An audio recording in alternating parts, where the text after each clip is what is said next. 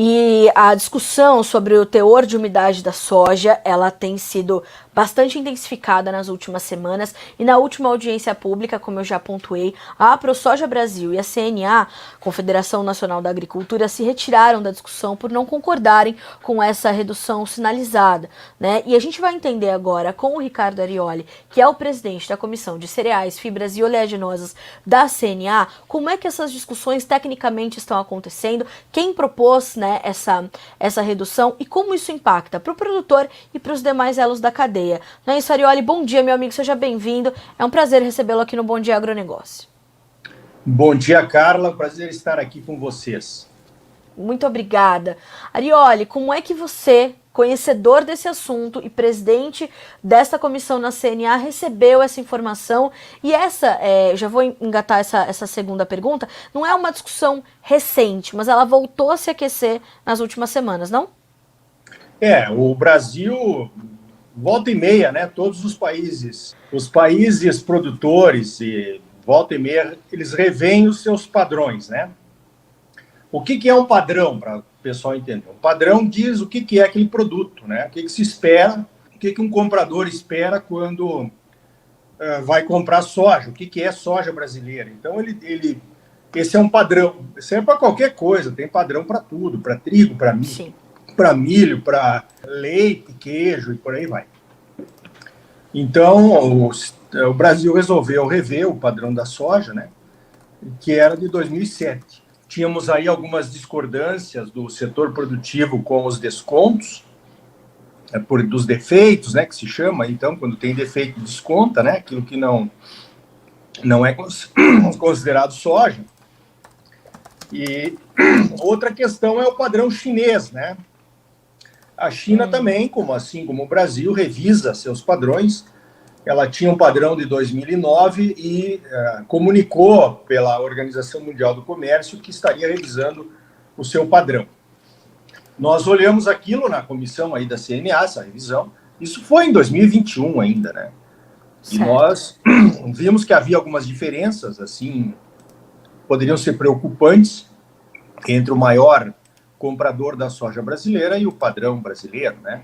O maior fornecedor da China. Então, nós temos aí um elo de ligação forte com os chineses. Evidentemente que nós temos que concordar no padrão daquele que é o maior produto, né, que a gente exporta e que os chineses importam do Brasil. Daí, uma das coisas que nos chama a atenção, no caso, os chineses têm um padrão de 13% de umidade. Vamos focar nesse, porque tem outros assuntos aí que demora mais, eu acho, né? Vamos focar nesse, então. E eles sempre toleraram o padrão de 14, no caso do Brasil. Eles usam o padrão do 13 deles para comprar soja, desde sempre, né?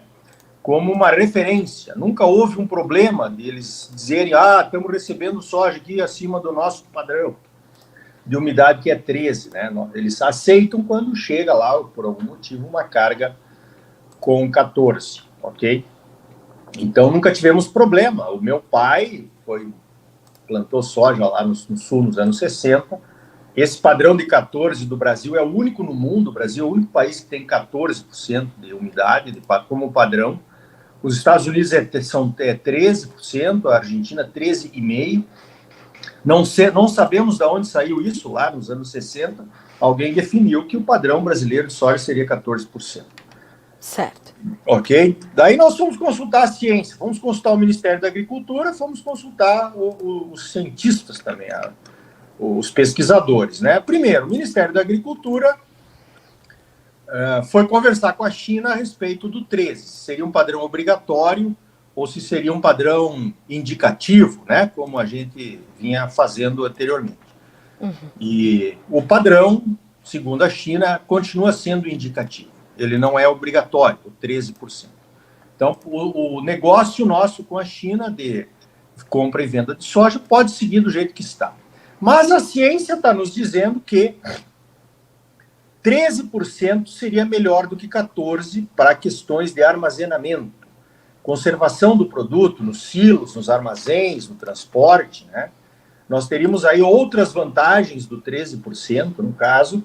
Por exemplo, o frete, né? Você sabe que nós mandaríamos Na verdade, não é 1%. Quando você tira 1% de água da soja, de 14 para 13, a quebra de peso é um pouquinho maior, é 1,15%. Certo. Tá bom, não vamos chegar nesse nível aí. De qualquer forma, é para entender que quando você manda uma soja mais seca, o frete é menor. Você está levando mais só a mesma soja, a mesma proteína, mesmo óleo, mesmo teor de óleo, mas menos umidade. Então, você tem vantagens aí que você, na questão do frete, tanto do caminhão quanto do navio, tem vantagem. Então, temos vantagem no armazenamento, teríamos vantagens no armazenamento, teríamos vantagens no frete, teríamos vantagens na indústria, que recebe o soja, a indústria nacional, e até a indústria chinesa também, né? Eles precisam baixar a umidade da soja para 10%, para reduzir o teor de óleo e o teor para reduzir o teor de umidade para tirar o óleo e o farelo, né? Ou seja, a indústria também teria vantagens em termos de um padrão no Brasil de 13%. Certo. Beleza? Então, beleza. A gente tem vantagens para todo mundo. Mas e cadê a vantagem do produtor? O produtor, que é o que produz a soja com 13 ou 14, ele está em desvantagem, porque ele vai vender menos soja no final da conta lá no final. Ok? Então, foi o que nós pedimos ali nessa reunião, essa audiência pública final da discussão do padrão, seria a última audiência pública. O Ministério resolveu baixar para 13, ouviu a ciência, resolveu baixar para 13, mas a CNA tinha lá temos lá um monte de cartas e apelos de praticamente todas as federações brasileiras de estados que plantam soja, para que a gente mantivesse o 14 por conta desse desconto maior que o produtor teria no peso da sua soja, caso o padrão venha a ser 13, ok? Então, nós não poderíamos aceitar esse padrão de 13 sem uma negociação com a indústria para saber, já que todo mundo está tendo uma vantagem nesse negócio de baixar para 13, o produtor também tem que entrar nessa, né? Nós teríamos que ter uma compensação no preço da soja se a umidade da soja que for entregue for menor do que 14. Nós poderíamos ter uma tabela. Eu imagino que a gente poderia negociar uma tabela, ó, R$100, R$120 por 14% de umidade. Se você me entregar com 13, é 123. Uma hipótese. Um ágio. É lógico, né? Porque ele está entregando, vai Está facilitando para os demais elos, né, Arioli? Isso. Essa foi a inconformidade que surgiu lá na audiência pública. Aí, nas negociações, a gente conversa, tinha gente da indústria, tinha gente das tradings, tinha o pessoal da classificação, a CNA estava lá, né?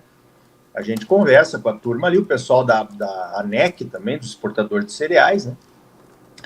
Muito bem escorados com ciência e contrataram pessoas para ir lá fazer a defesa dos pontos de vista, principalmente nessa questão dos descontos. A ProSoja estava lá também, então, Brasil, bastante gente, né? Nós estávamos lá representando a CNA. E nós sugerimos, então, no último dia, ali, antes de começar os trabalhos, que eles disseram assim, não, Arioli, nós podemos deixar para publicar esse padrão daqui a um ano. A gente acerta o 13, publica daqui a um ano, enquanto isso vocês negociam com a indústria. Eu digo, não. Se o padrão já estiver definido com 13, que poder de barganha os produtores teriam? Nenhum. Sem dúvida. Né? Então, dizem que a gente é bobinho, mas nem tanto, né, Carla? Agora, Arioli, como é que isso caminha, assim? Qual tem sido a voz do produtor nessa discussão? Porque essa última parte da sua fala é completamente importante. A gente define e depois vocês discutem com a indústria. Exato. Se há uma normativa do Ministério da Agricultura, de fato, o poder de barganha do sojicultor é zero. Como é que as coisas caminham a partir desse momento que vocês e a ProSoja, né, os representantes ali, se retiraram da discussão, de forma, claro, muito, muito respeitosa, mas assim, vamos nos retirar porque não concordamos com isso. E ontem o Galvão, em entrevista aqui ao Bom Dia Agro, ele falou isso. Ele falou, olha, Carla, quando a gente veio com a contraproposta para apresentar esse ágio, né, nessa tabela bem construída, sólida e comum para todos, a gente foi a gente, né, não houve a aceitação nem para se discutir isso. Como é que caminha a partir de agora e qual o futuro dessa discussão na sua perspectiva? Bom, então, o que acontece? A gente achou que talvez o Ministério forçou um pouquinho a barra ali, que eles queriam terminar a discussão, eles já estão nisso há 2 anos, enfim, né?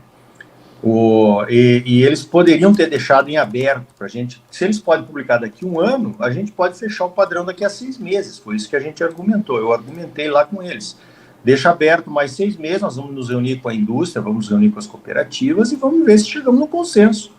Se nós não chegar, mas agora sem negociação, com o padrão já estabelecido de 13, aí não dá. Então nós resolvemos sair por isso. Eles, nós vamos constar aqui que não houve consenso. Não nos interessa isso. Nós não podemos deixar um negócio que vai afetar o bolso do produtor em aberto, sem saber o que vai acontecer. Agora eu imagino, Carla, respondendo sua pergunta, né? Nós vamos convidar as cooperativas, em primeiro lugar, as trades também, né? Para sentar e discutir o que precisa acontecer se a gente resolver, nós aceitarmos baixar o padrão para 13, o que precisa acontecer com todos os elos da cadeia. O produtor não pode pagar uma conta para todos os outros elos da cadeia ganharem, porque você imagina só, um produtor que está colhendo a soja direto à lavoura e vai levar para uma trade, ou para uma cooperativa, ou para um armazém, desses armazéns que depois ele vende, ele vai ser descontado para 13. Então ele já perdeu, entendeu? Ele já perdeu, porque o desconto vai ser maior no caso da entrega direta. Quem tem secador na fazenda tem 2 custos. Tem esse custo do soja menos para vender, de 14 para 13, e tem o custo da secagem, que ele vai ter que baixar para 13, em vez de 14. Então isso aí também aumenta o custo do produtor que tem armazenagem na fazenda. Isso está claro para todo mundo. Acho que a indústria reconhece isso, as trades, todo mundo reconhece. Mas lá no final a nossa soja vai chegar com maior qualidade na China. Sim, então nos recompense por isso.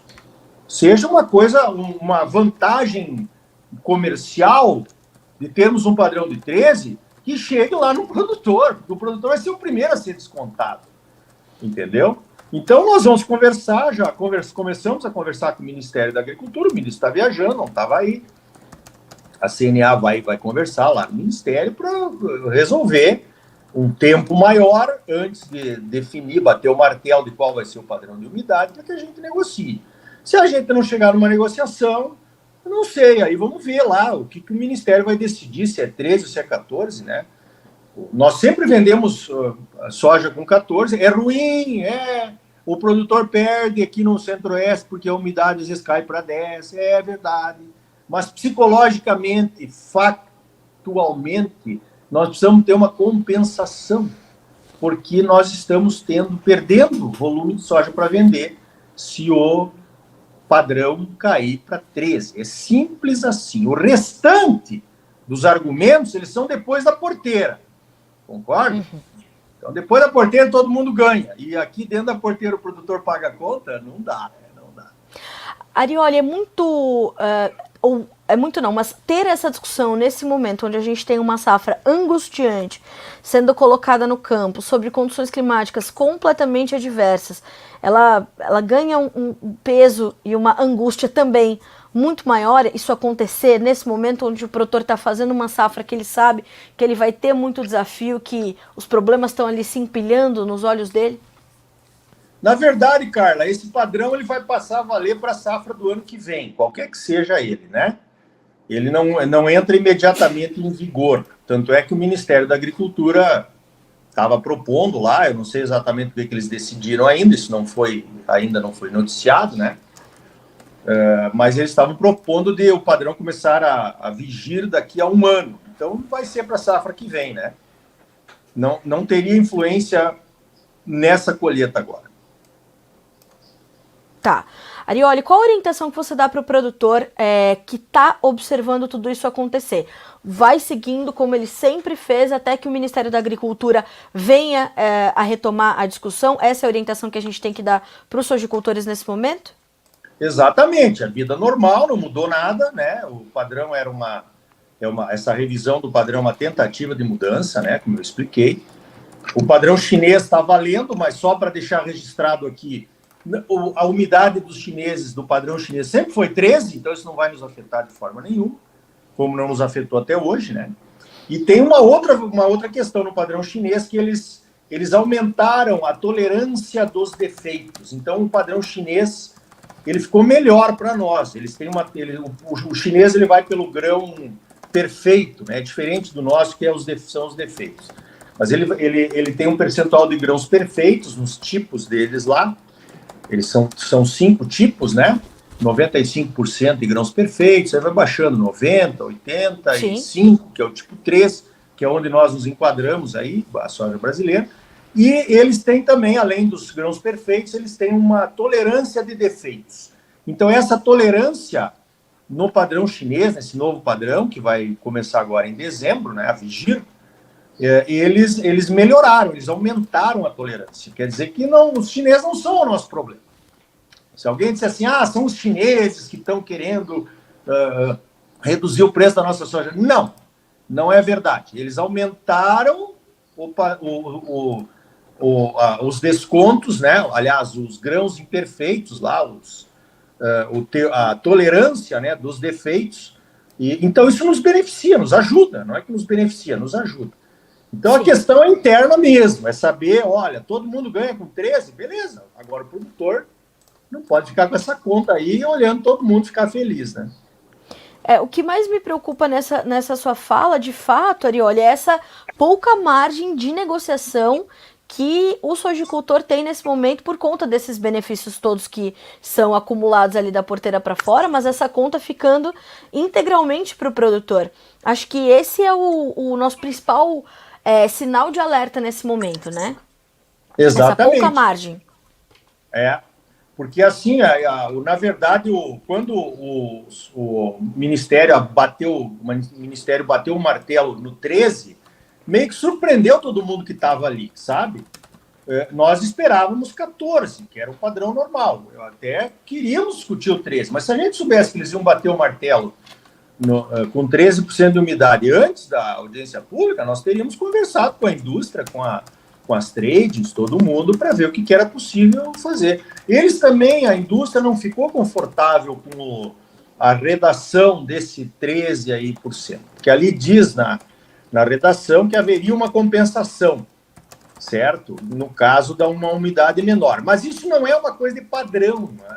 Depois o Ministério mesmo, não dá para constar um negócio econômico, financeiro, de negociação comercial, né? Num padrão. Você não pode botar isso. O padrão é para dizer o que é aquele produto, né? Então, provavelmente, aquele texto ali de que deveria haver uma compensação para os produtores, ele seria glosado, né? Ele seria anulado lá pelo jurídico do Ministério da Agricultura, que olha todas essas questões para ver se está tudo na conformidade. Então, assim, vamos analisar, Carla. O Ministério, na verdade, lá no dia da discussão, o Ministério deu um sinal. Ele deu um sinal dizendo que ele concordava, né, com esse texto aí que tinha depois do 13%, que deveria haver uma compensação aos produtores. Ele está concordando com os nossos argumentos, de uma forma, colocou lá no padrão, né? Então, isso, nós temos que olhar a parte boa do negócio também, né?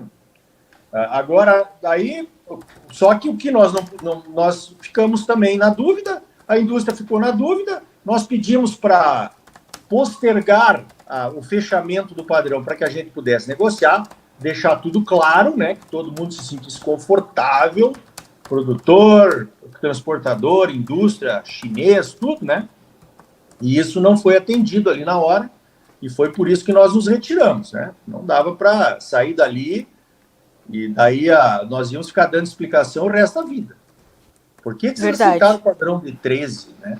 E nós não aceitamos. Então, mas ficou registrado. Não adianta, né? Ficou registrado. Agora ficou registrado, porque agora ficou registrado mesmo, né? Que nós não concordamos e que nós queremos negociar. Não, eu acho excelente. Arioli, eu te agradeço muito pelas explicações, principalmente as condições técnicas de por que isso é tão importante e por que é importante a gente olhar da porteira para dentro, da porteira para fora. E mais do que isso, mostrar que os sojicultores entendem como é que as coisas funcionam da porteira para fora, para de fato trazer esse equilíbrio, né, entre as coisas. Eu vou só te trazer uma pergunta do Jordano Dalberto, que chegou aqui enquanto a gente tá conversando, que ele diz o seguinte, ó: por que essa mudança? O mercado internacional exige isso? Eu sei que você já respondeu, mas ele traz assim, ó: se a China, que é o principal importador de soja do Brasil, não exige isso, por que esse interesse em baixar essa umidade? Quem ganha com isso? Certamente o produtor vai perder. É esse equilíbrio que vocês estão buscando, né, Arioli? Exatamente. Em princípio, Jordano, quem ganha com isso, né? Talvez o Brasil ganhe com isso, né? Uma umidade menor, por questões de armazenamento. Os pesquisadores dizem que quanto menor a umidade de armazenamento, melhor. Claro que tem um limite, porque daí vai quebrar mais soja, mas poderia ser um padrão, por exemplo, que seria legal para todo mundo, de matéria seca, porque a gente economizaria bastante no frete, né? Nas emissões de gás de efeito estufa, tem toda uma história aí, né? Poderia ser um padrão de matéria seca. O Canadá já tem isso, né? Que é um país também produtor de soja. E nós inovaríamos em relação aos chineses, que eu acho que hoje é o nosso principal mercado, né? Agora, hoje, Jordano, o que está acontecendo? O Brasil, eu falei isso lá na audiência, nós estamos abrindo mão de 1% da soja brasileira que nós teríamos para vender com 14%. Na verdade, é 1,15%, tá? E não vamos ter, porque nós baixamos o padrão, certo? Alguém em algum outro lugar vai compensar, em algum outro elo da cadeia, essa redução de soja para o Brasil vender, que em primeiro lugar vai cair no bolso dos produtores. Eu acho que ficou bem claro, né? Nós, produtores, vamos ter 1,15% de soja para vender, ou até mais, porque tem trade que desconta 2 para 1, né? Para cada teor de umidade, desconta 2. Então, poderia ser até mais, né? Nós vamos... Onde é que está a compensação disso? Ah, a qualidade vai ficar melhor. Ah, tá bom, né? Mas e o meu? Ah, não, o frete vai ficar menor. Ah, lógico, ótimo. Mas e o meu? Onde é que está escrito ali que eu vou fazer, eu, produtor, né? Vou fazer parte desse ganho, sendo que nesse primeiro momento eu tenho menos soja para vender, porque o padrão baixou, né? Então, essa é a lógica da nossa discussão aí, ok? Combinado. Assim a gente consegue trazer essa resposta e mais perguntas que também chegam aqui para nós no nosso chat. Obrigada, viu, Arioli? Muito bom ter você aqui no Bom Dia Agronegócio. Espero que mais vezes você esteja aqui conosco para conversar com a nossa audiência, para trazer as informações direto da CNA, essa perspectiva do setor produtivo que é sempre tão importante. Obrigada, meu amigo. Obrigado, Carlos. Obrigado pelo espaço. É um assunto importante para todos os produtores, Sim. Com certeza. Nós vamos procurar as cooperativas, as tradings, a indústria para negociar essa tabela, né, que a gente acha que deveria ter aí durante a transição, para que se realmente um padrão de umidade mais baixa for melhor para o Brasil, todos os componentes do elo da cadeia possam se beneficiar com isso aí, tá bom? Obrigado aí, até a próxima.